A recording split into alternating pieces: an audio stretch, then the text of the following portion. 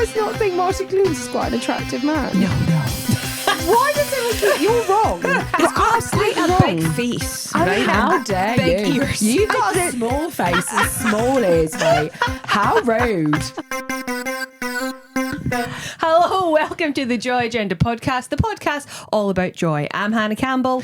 I'm Jay Lafferty. We are still in Fringe Special territory, even though this will probably come out in October, but we're still in Fringe Special territory, and we have a very beautiful special guest, comedian, and all-round fabulous gal. It is Daisy Earl. Hello. Thank you so much for having Thanks for me. coming on the pod, Daisy. How are you? Do you know what? I'm genuinely so happy to be here because you two are actual joy. Like, just, and I think when you come through Edinburgh and you just see a lot of tired faces and tired flyers, and you could tell that life is beating them. That whole dance, that whole energy, I just really enjoyed it, girls. Great. Yeah, I'm glad to be here. We had the tree involved, I know. I did like that. Yeah, Yeah, that's not Gave an element of before. jeopardy. I must have been very energetic today. You had so much energy 5 days out from the end of the Fringe. I'm done with this, baby. I'm done with this.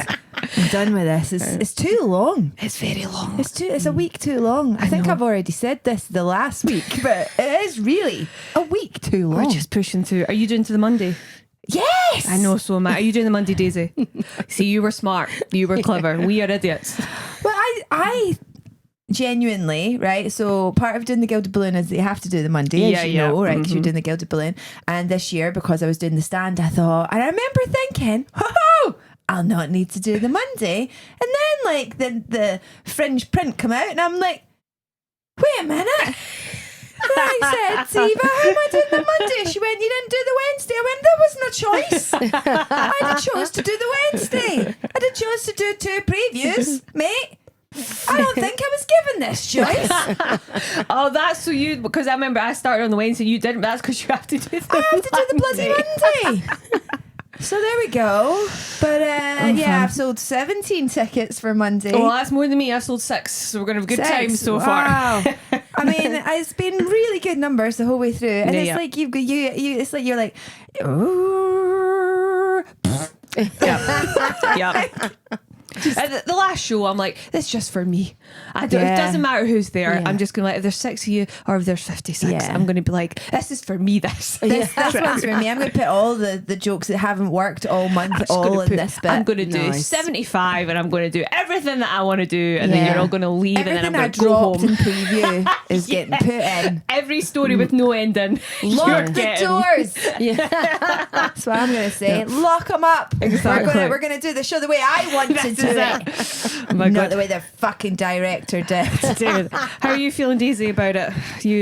How's your Fringe been going so far? It's good. Good. Yeah, I'm enjoying it. I just, it's Fringe, isn't it? I think it's good to keep a healthy perspective in Fringe because I think when you're in Edinburgh, you could be in that bubble. And I remember when I did my debut, there was a day that I got a 3-star review, and it was when I look back, it was a perfectly nice write-up. It was just 3 stars. You want 4 stars or 5 stars.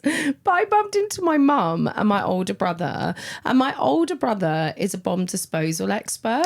Wow. So he's someone who has like a healthy perspective in life. And I'd had a difficult show, and I bumped into my brother and I like burst into tears, and I was like, this is terrible. Someone gave me 3 stars. I don't think they liked it. And he looked so genuinely baffled. He was so confused. He was like, I don't think anyone will read that. I don't think anyone, he was just so like, who would care? But also because he's someone that like deals with emergencies, you know, and it's like, that's not a real problem. So whenever I find this Fringe tricky, I'm like, no, we're all just being silly. We're all basically clowns. Yep. We're just meant to make people laugh. This is not that deep. I know. Just calm down. When you get put in perspective by a friend or a sibling that has a real job, you are Yeah. like, oh, it's so sad. And then like my sister's like a pediatric nurse, and I'm like, oh yeah, you Exactly. save babies, and I just stand on stage and be an Yeah. idiot. So it's Yeah, like bomb disposal. I mean, our parents are equally proud, I'm sure. Do you know what I mean? We're both very brave in our own way. Listen, they're not standing on stage night after night. that is true. True. And they're not making people laugh. The biggest joy you can give. Who's the real heroes here? Yeah, who's the real heroes? Bomb disposable expert, people that save babies' lives, or us? The You're ones that right. spreaders of Actually, joy. They're Exactly. the ones that need the perspective. You They are really right. do. They really need to understand. I do feel though, Elf Lions, friend of the pod, had put up a thing early in the Fringe, which was basically saying that we need to stop demonising the 3 stars, because the 3-star review. I've quite often had 4 5-star reviews where you can pull not a quote. It's there's nothing usable other than the stars, and I've had 3 stars which have some of the best quotes I've ever had, and and sometimes much more understanding of what it was you were doing. Maybe you didn't hit the mark for them, but actually, it's. I think we there's nothing wrong with 3 stars. No. 3 stars is a perfectly good show. I mean, also, I didn't pay for PR this year, and I came in halfway, and I haven't had any press in at all. So now I'm really missing the 3 stars. I'm like, at least they came and wrote something. I haven't had any press. I'm like, do you know what? Guys, come in, slag it off. If you want to, just give me an average 3, but at least turn up. I've never paid for PR. Haven't you? No, not for me. I've done it for theatre shows, but and it was pointless. And I actually thought, I'll test the water with this, and paid like $2,500. I got most of it back because I moaned so much about the lack of fucking stuff that they got. Which I think I got $1,000. I think I maybe got more than $1,000 back, because I was just like, nah. Yeah. Good for you. But yeah, no, I wouldn't pay for PR. No. Well, also, if you get a review you don't like, you paid for it. That Fringe. See, when I did get like a 3 and I didn't like the 3, and there is nothing wrong with a 3. To be clear, that is a good review. I'm not saying off a 3, but there was one that I didn't like the write up either, and it was a 3. And then when you're like, I paid to get that, cognitively too much for me. I was like, I'm not paying for it. Come or don't come, but I'm not going to pay. And then maybe you don't like it. Paying for PR. I think if you then get a review that you don't like, it stings because you paid for it. So this year I was like, I'm not going to pay. And then I didn't get any reviews, but I'm like, at least I didn't pay for reviews I didn't like. So Exactly. I just think, because I don't have any PR, like I said, I don't have anything apart from a G. G's my only thing that I have. But I feel like I've had a decent buzz and numbers, the same as a lot of my other friends that have paid through $2-3 for PR. And like, I'm sure they've got different things. I suppose it depends what your end goal is. But for me, I was like, I don't have the money, and I just want to have good numbers and good Fringe shows, and maybe get a couple of nice reviews, and that's what I've got. And it's like, so that's great. That's all you can have, really. That's all you That need. is very cool. Yeah. That's all you need. Yeah, because I remember we chatted about it, and you were like, you don't need it. And I was I was just like, I just don't think it's worth the money. No. Yeah, it's nonsense. No. It's nonsense. I went to see your show today and loved it. It was great. You made me cry. Oh, it was beautiful. It was a beautiful show, and it's all about your ADHD diagnosis. And I loved so at one point in Daisy's show, she gives us her stream of consciousness that's in her head, which is one of the funniest things. I was like, that was so Daisy. So Daisy. But now I'm like, what's she thinking about right at this second? And it's at Martin Clunes. Wow. I talk in my show about fancying Martin Clunes. Right. And the fact it's not like a dad thing because he's older than me, but I do get on my real dad. Obviously, I love my dad. I'm not saying that as if like my real dad, like Martin Clunes, is my fake dad. But I just fancy Martin Clunes. Okay. Do you guys not think Martin Clunes is quite an attractive man? No. Why does everyone keep... You're wrong. He's got quite a big face, right? How dare big you? ears. You've got a small face and small ears, mate. How rude. How rude. I mean, listen, I don't want to yuck anybody's yum, but not for me, I don't think. Old I mean, Marty we've discussed in this pod in the past, what do you call that? Like secret crushes or like celebrity kind of crushes. Yeah, but what's the word for it? There's a word for it. Like I don't. Like not secret crushes, but guilty crushes. Yeah, guilty pleasures. And mine is Jack Black. That's right. Yeah. And I love Jack Black in a way that is not appropriate for a man in so many children's shows, you know. And I love him, and my son loves Jack Black, and so now in our house we're like, yeah, we love Jack Black, and my husband is like, I like Jack Black because I love him so much, right? And yeah, that's my guilty pleasure. So like, I'm not. Yeah, I think I understand. You what know, is it about Martin Clunes that you? What? Is How? it the Can I just looks? say, Is I don't it- like the tone of that question, right? I'm What I is feel like a about researcher. Celebrated actor. He's very funny. I like. Okay, so hear me out. Firstly, I feel he'd be good if you had a problem, like in a disaster, in an emergency. Okay. Like there was a film. It was like a drama series on ITV. I watched too much Martin Clunes. Most recent one, it was like the plot was his son was like a drug dealer, and then Martin Clunes had to like deal with it, and he was like this farmer. And I just thought, oh, he would just sort you out. And he was very funny and men behaving badly. But then Doc Martin, he was just very stern, but had quite a good heart. I've had dreams about Martin Clunes. Like I once woke up and said the word Martin. My husband was like, who are you talking to? And then I sleepily told him, I was like, oh, I'm so sorry. I dreamt I was married to Martin Clunes. But I was genuinely, when your dream is so real, I was a bit disappointed. Just for like 5-10 minutes when I woke up that I wasn't married to him. And then I was like, no, this is reality. I can deal with it. Wow. What's your secret guilty pleasure? I love Tom Hanks. That's but I don't know if I want to shag him. I just like love him as like an actor. As a I'm trying to person. think of someone who's like Yeah, a but weird. no, because we've revealed who our proper guilty pleasures. I want your proper who you fancy. Oh, I'm trying to think if it's. Well, my like celebrity crush for it was Jude Law for a long time, but I don't know if he's a guilty pleasure because he's quite hot. That's not guilty. He's Everyone also an fancies him. arsehole that shags the nanny. I know, but Is that in real life? Yeah. Oh, is that? I didn't know that. Yeah. Yeah. I need to have a think. Who is it? There's no way that you don't know who it is. I don't. I feel like all the people at my celebrity crushes are just like people that are hot. I'm trying to think of Like Martin Well, Clunes. I know. Jack don't like the way Black you is said hot that. as fuck. Yeah. I've really started Have you something here. I heard do us apologise. sing? I feel like know. you're both coming at me. Listen, I know I've already said this in the pod, but have you heard Jack Black sing Wicked Game? It's electric. It's so horny. It is unbelievably horny, right? Okay, well, I'm gonna have to give that a listen. Maybe I'll become a Jack Black lover. growled. Yeah.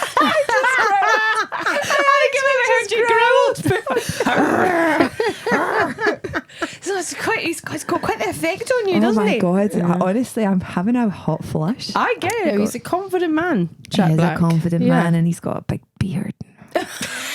Stop winking at me. Can't help it. I'm too hot now. Oh, she's so take the cardio. No, it's covering my big jean penis. God. We should probably ask the question. I know we should, right? Daisy, tell us, other than Martin Clunes, Yeah. what brings you joy?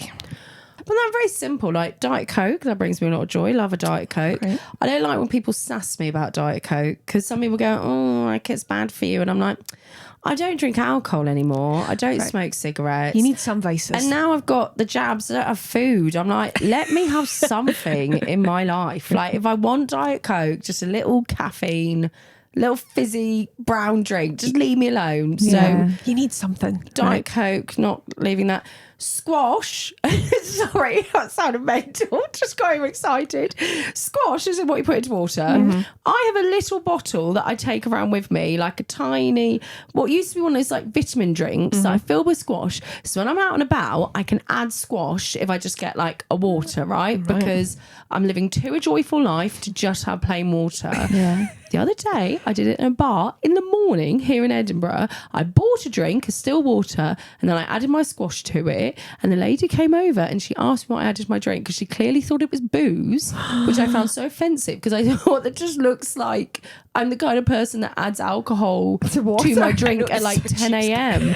But then I was like, is it more embarrassing to carry around your own squash? Like in a way I wanted to be like, yeah, it's booze. Yeah, I have a big problem. But no, I just told her, I was like, it's squash. She was like, okay, I mean, we do have cordial. And I was like, well, I just didn't think about that. That's quite clever. tired. So you just it's a BYOC. Yeah, bring your own Yeah, cordial. Bring your That's own good. cordial, yeah. You know, Aldi do those little bottles because I have them for the wee man. Yes. Hold on, I'm going to sneeze. Good Lord, what was that? I don't think I've ever heard you sneeze before. Jesus Christ. Oh my God. I've never heard anyone sneeze like a cartoon mouse. That was ridiculous. Oh my God. Sorry. funny. I have tiny sneezes. Yes. And I come from a family of big sneezers. My dad has been living with us, which has been lovely. So he's been looking after my son so that we can work. And but my dad sneezes 6 times every night at the same time. And it's like, Oh, a scream sneezer. The worst. my mum, it annoys my mum so much. She's gone. It annoys my mum so much. I'm like, he's just sneezing, mum. She's like, every night. Oh my god, she's crying. Oh my god. Oh, it's so funny. I just get so because I can actually see my mum's annoyed face, and he can't help it. I don't know why he sneezes at the same 6 sneezes at the same time every night. And if I'm in the house when it happens, I have to run to look at my mum because it's so funny. She's just Funny. like, she's so annoyed. I'm like, he's just living his life. I've only been at the Edinburgh Fringe Festival for a month, and that's the funniest thing that's happened to you all month. Do you know what it is? I'm in a good mood this morning because I went to see Daisy's show, then I went to see Phil Ellis's show, so I'm just in the mood for laughter, mate. So that's great. It's good. It's good. Oh, Daisy brings me a lot of joy. Mm-hmm. You bring me a lot of joy, especially now I've discovered how you sneeze. Daisy brings me so much joy, but Daisy and I, we were out very briefly the other night. We met up for a very quick dinner, and at the worst cabaret I think ever. I won't say what it was, right? It was, I don't know how you get cabaret this wrong. And a friend of ours was hosting it. They were fabulous, fabulous. And they had warned us that they had been there for 15 days and it was the worst cabaret that known to man. Oh dear. This person made me and Daisy cry laugh at the back of the room with their caustic interpretation as they were hosting. So these burlesque dancers come. I don't know how you get burlesque wrong, but they did. And they were dancing and it was all very earnest. I think it was the earnestness that made it difficult. Was earnest burlesque. It was very earnest burlesque, and at the end our friend, no, I won't mention name, came on and went, yes, very sexy. Oh my god. And I laughed so much I nearly snorted out my burger through my nostrils. Yeah, you don't want earnest burlesque. I feel like that those are 2 words that shouldn't go together. No, and then the magician came on and they introduced them. Next up's a magician, or at least that's what he says it is. I guess how you should introduce all magicians. I was very annoyed because Daisy hadn't warned me there would be a magician, so I was like, she starts laughing at me because my face was like, I can't believe I'm here. Yeah. You were not there for the magician. Yeah. Absolutely not. I left during the magician. You did. You really did. I did have a gig to go to, but it was lucky. Oh my god. And then a guy got up, didn't he? And the Mothman. See, I loved the Mothman. I loved it. What did you do? Just run at the lights? Literally. Basically. What did he do? We couldn't figure out what the discernible talent of the Mothman was. I have to say strong disagree. I liked the Mothman. I thought he was doing his own thing. Yeah, okay, I will give you. You couldn't say, well, it was this skill that he was doing, but I liked his energy. Okay. He had these bright red eyes, and then it was kind of somewhere between. It was in the dark, and he had glowy eyes. Glowy eyes, and it was like spoken word poetry almost. But not poetry. So yeah, okay, I'll give you that. It wasn't a specific skill, but he was sort of saying things about the darkness, and he did kind of run at people. Okay. And I don't know why, but I found it very funny because it was just mad. I like that kind of thing. We had no idea what it was. No. He was trying to get the audience to interact. He was making them stand up and sit down, but for no real reason that we could discern. But I found it very funny because the interaction seemed clown-like, but then he'd ask them quite dark questions. So it'd be like someone running up to you dark and being like, what's your biggest fear? What do you really fear? What is your darkness? So you would just see people looking like, I don't know. Oh my god, it was very bonkers. But Daisy has suggested that that her and I become the Mothwomen for next year. I think it's a great idea. I'm on board because it seems like you don't need to write anything to do it. Yeah, there you go. You wear a big blouse that we can flutter about. Yeah. Red eyes. Yeah. And with the 2 of us, we'll have a right laugh. Tell you what, you might get nominated if you do that next year. I think we would get bloody nominated. Do you know what? You heard it here first. There we go. Mothwomen 2026. Mothwomen. It's not a breakdown in any way, and we'll all No. come. They'll be so excited. Wouldn't that be lovely though, that you could just have a breakdown and it would just be art? Yeah, get that's a lot of Fringe nominated shows. A lot of Fringe shows that- said that like I invented the concept. I can imagine. No, I'm excited. So 2026, the Mothwomen. Mothwomen of Bring it. Edinburgh. That's great. Yeah. And then I could come at the end dressed as like a light. You could You just could, chase me you around. could be a butterfly. Babe, you could like, be in oh my it the god, whole the way. stages. There we go. Yeah, There we you go. could come in and then we could eat you. Okay, well, let me check my calendar. I But will there's see. You don't definitely want to commit something- now, I can tell. Definitely something, you know, The cocoon. fringe worthy And of then- that. yeah. If you come in and then it's like the moth women, then fed upon the beautiful butterfly. Yeah. Yeah. And then, oh, that sounds Yeah. great. And then we'll just get, Bizarrely, this What's really your does sound darkness? like a Fringe show though. Sounds Like I think fabulous. it's kind of coming together. Right, people would go, yeah. It's the like, sort of thing that Jay Richardson would give 5 stars to. I tell you I don't know what. whether I'm just really overtired, but the more we're talking about it, I'm like, girls, I'm up for it if you want. Do you know Yeah, what I mean? let's do It'd be it. nice to do a show together. Stand up could get a bit lonely. Let's just do this Yeah. together. That would be Moth great. women. Moth Yeah. women. That's Moth women and the butterfly. Or the Do you mean? death of the Sounds good. butterfly. Oh, nailed it. Brackets. Moth women revenge. Yeah. Well, no, that's the sequel. That's 2027. 2027. Come on. This is longevity we're thinking here. Let's think Listen. long term. I'm not sure if people will listen to this part of the pod because just forward I to want to it. skip at this point. Are And they you're still still with talking us. about Thank you Moth so Women? much. And we will post when the tickets are available that you can come and see Mothwomen. Moth women. Yeah. Lovely. Any other joyful things? Any other things that bring you joy? Well, on the kind of topic of moth women, imagine it's moths. No. But joyful things. I love, and I cannot emphasize this enough, and you can't plan it, you've got to find it by mistake. I love bad theatre. Like, not just, it can't just be like theatre that's not for you. Dreadful theatre. And if it's earnest, all the better. I once saw a Fringe show and I can't remember the name of it. It was Queen of something, and it was years ago, and it's right up on its flyer. It said it was about feminism, and I was kind of expecting a lecture. I am not making this up, and it sounds like a fever dream.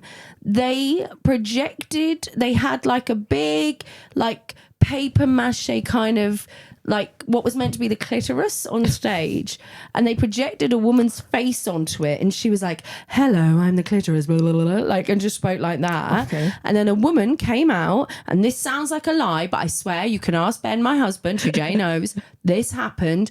It was one of my first like weekends away with my now husband, and I talked him into seeing the show, and we're sat in the front row, there's almost no one else in the room, and this woman comes out dressed as the Virgin Mary, dances to Like a Virgin, and then she had breast milk. She must have recently had a baby.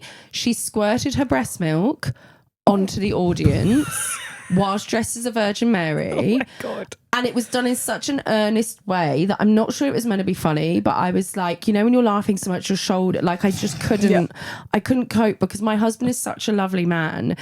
But he's quite, not shy, but he's quite, you know, he's very nice, a very gentle person. Mm-hmm. I could just see him next to me going bright red and being so embarrassed, because to be fair, this woman was like squirting milk at him, and I just couldn't. I was beside myself laughing.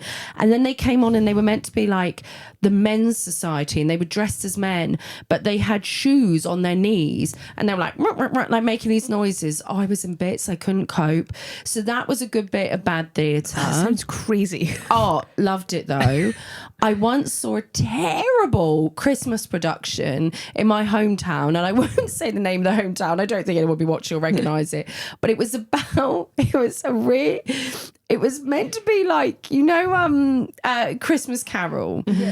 But it was kind of Christmas Carol, but it was called like Mental Elf, and it was meant to be about your mental health, but then but it wasn't a kid's show. It was like earnest and for adults, and then it was this elf, and but it was also a bit based on Dickens' A Christmas Carol, so it was so earnest and so awful, and like the guy that wrote it even had like he had a line in it that referenced himself, and then later he got fired by that theatre from embezzlement, which I thought was a funny plot twist because he was one of those older men that you just knew like drank a lot of port. He had that energy and lived his best life. We once also saw, sorry, I'm really into bad theatre. We once saw an amateur production in Redditch, which is near where I grew up, and I can't remember the play, but in the programme the director had written something, it was semi-professional, and they'd written something like, oh, it's been great fun working with everyone, you know, if only the cast would learn their lines. And for some reason it was a really quite serious play, the cast kept forgetting their lines, and the director who was in the wings, I assume it's director, she was the prompt.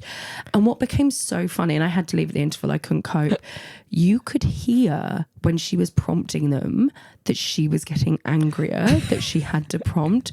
So because bless them, when they didn't know their line, they would just freeze like dog in the headlights, like don't know what I'm doing, and so they'd freeze and they'd be like and she'd go,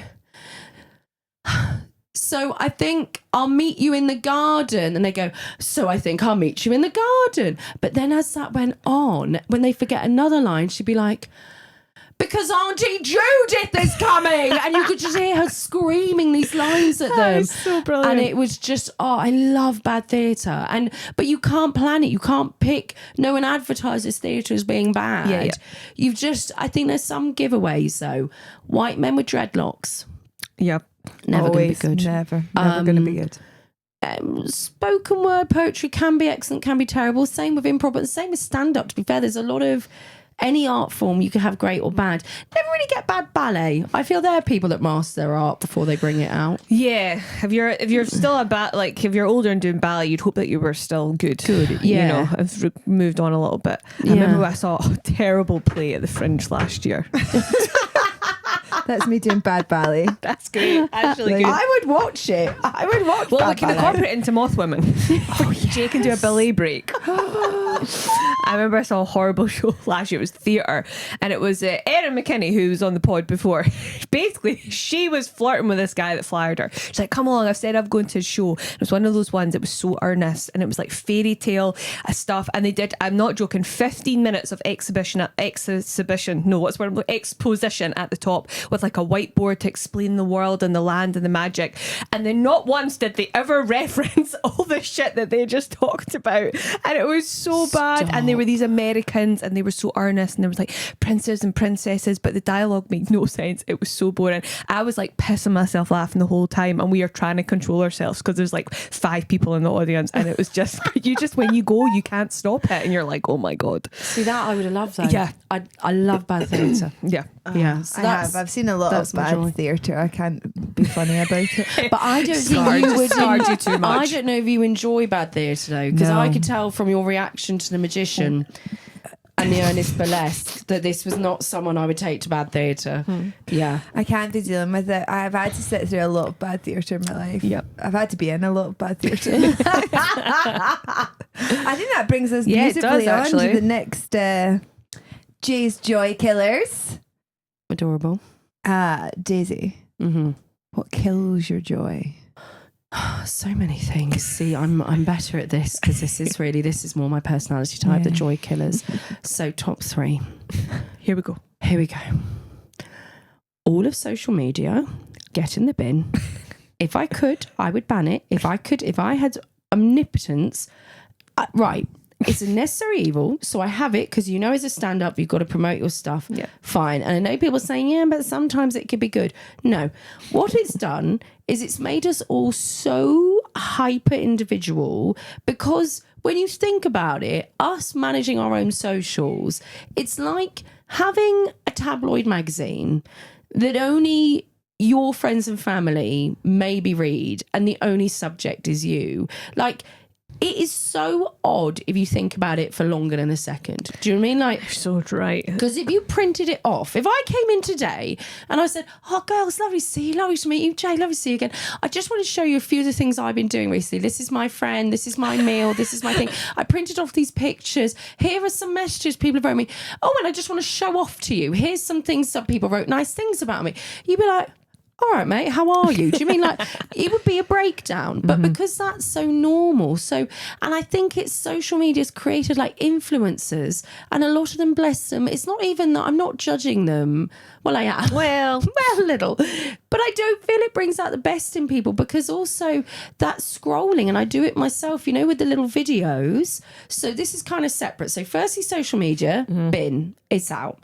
Secondly, and this is a real joy killer of mine, sometimes I enjoy the little videos that come up, because it might be like, oh, here's a fun video of a dog doing a funny thing. And I go, I like dogs. That's funny. You click on to the next one and it's like, oh, look at this adorable child. They've got this word wrong. And you go, oh, that's cute. And then the third video will be something incredibly traumatic, like in a way you would never tolerate that gear switch in a conversation, because it would be like me going, oh guys, seen this picture of my nephew, oh, isn't he cute? Do you know that a woman once died by she was mentally ill and she forgot to get off a swing, so she eventually just exhausted herself and fell over. You get these little videos on social media and they're like, fun true crime fact, and I'm like, I didn't need that in my morning. I didn't need that bleak information. I was just watching a video of a dog or a cute kid, and then suddenly it's like, oh, we're all going to die. No. So those scrolling videos, absolute evil. Joy killer, I think. Sorry, I've really gone off on a tangent. I don't know. I'm enjoying it. Go for it. So social media, bin, the videos on social media, especially the trauma dumps, out. The third one for me is when you're with someone, and again, it's probably just all linked back. I think I just want to be a Victorian. I'm like, can we have no tech? But when you're with someone and they're on their phone and talking to you at the same time. So I don't mean like if someone goes, oh guys, I'm so sorry, I've got to get this because, you know, I'm checking, I've got a babysitter or something. That's fine. If it's admin and you've announced it, I'm fine with that. But it's when someone second screens with you as a live person, when they go, oh, is it? Oh yeah, did you? That's and then they're half on their phone. They're not really in the conversation, because I feel we don't get enough time to be present and actually with each other. So when you're with each other, although I did once make myself look absolutely mental because I was tired. And it was the morning and I went for a walk near where I live, and there was these two teenage girls and they were both scrolling on their phones. And you know, when you're just like, I was in such a weird mood because I'd never normally do this. Jay, you know me, I would never like approach a stranger, but it made me feel so sad that they weren't like engaging with each other, that I actually approached them and I was like, girls, can I just say, as an older woman, like, you're going to have problems in your life and you're not going to have time just to sit and talk to your friend. So it's really sad that you guys aren't talking. You're just like on your phones. And the girl looked back at me and she went, I don't know her, right? So they weren't together. But what was even worse, she was so nice about it because she clearly thought I wasn't the full ticket. She was like, I don't know her. We don't know each other. Are you okay? I was like, yeah, I'm fine.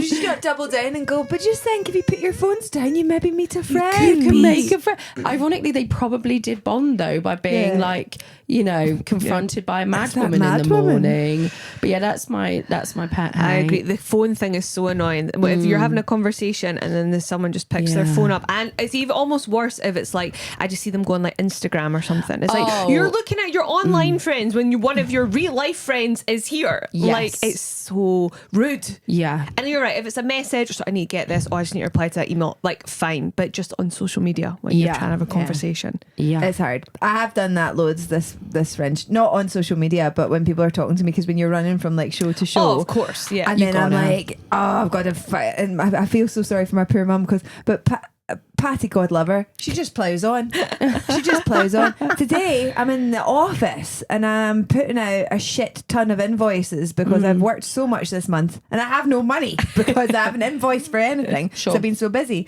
So I was sitting this morning, she came down, I'd got up, I'd taken the boys to school, came home, made myself a cup of tea, nobody else was up.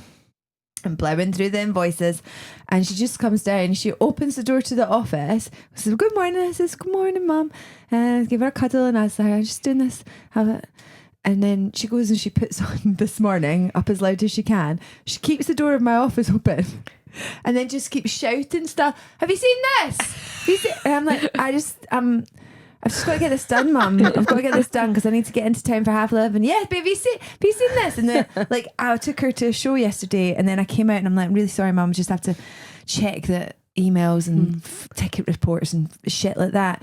She just keeps plowing through and I'm like and I feel so bad because I'm actually interested in what she's saying, but I have to do this and I'm like, oh, Mum, I'm really sorry, I'm not listening to you. And she's, that's all right. Anyway, I was just saying to your dad. I'm like, nothing stops it, man. It's great. Keep going. It's great. She just plows through. And I said to her about it and she went, well, it comes from living with your dad because he's just on his iPad all the time and I just talk. And some of it goes in, some of it doesn't. She's like, but if I didn't talk, I'd never speak. I was like, well done, that's Patty. brilliant. Good for you, Hen. She's awesome. My son does the same. He does the same. Like, he'll go, are you emailing? and then he goes like this. And he's like, I want you to listen to me, and he like puts his hand on my face. So good. Or he has, and it makes you feel like a terrible parent. But he has like, I've been thinking, and he's gone and like hit the phone out of my hands. Bless him. And I'm like, yeah, that's fair. Hello. Sorry. How are you? Child that took me years to make. How are you? You good? Oh, Mommy's busy. Working. Terrible. Oh my God. Right, shall we do last wee bit? Oh yeah. So we do, our next segment is called Hannah's Headlines, where I bring in like a story I've seen, something that's happening in the news. Big news this week. There's the return of Topshop is coming back. What? Right? I saw some. I never heard this. I seen in the BBC today, right? A couple of days ago. So obviously Topshop, you know, especially as my generation, you know, I Topshop was huge when I was like sort of 15 to 20, and it's coming back, you know. Wow. So I mean, Topshop was the shop where all the cool girls were shopping. It was very expensive, but it was that so very like British kind of like, everybody loved all the stuff. Everybody went to save all their money at Topshop, and then it died to death probably about 10 years ago because nobody didn't invest and bring new stuff together. But it's back now. It's back. So, and they've still not. I mean, there apparently was a fancy restaurant going to go into the one in Princess Street, but Oh, it really? never happened. So No, it's it's just still been sitting empty. there. They It's might just go back into might just it. go back in. I mean, So, yeah. it's been a long time since I could wear anything from Topshop. I know, I don't really think it's for us anymore. No. But I don't know where it's going. Did you ever shop at Topshop, Daisy?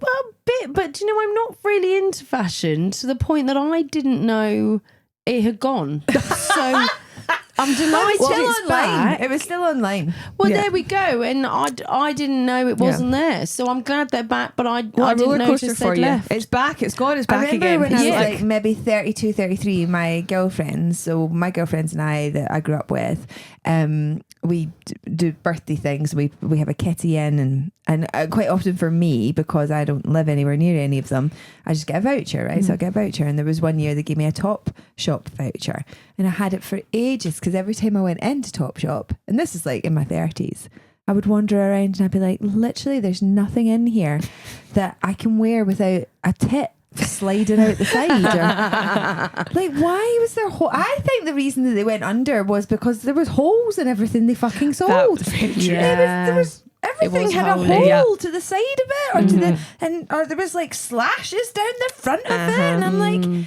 I just want to keep my nipples in check.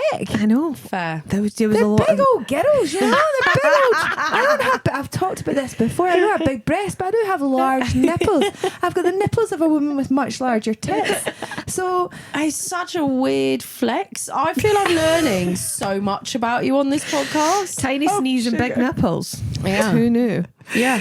But the sneeze of like a fairy tale elf, like that was a mental sneeze, and now the big nipples. I'm like, I just feel I'm getting a lot of Jay Lafferty exclusives today.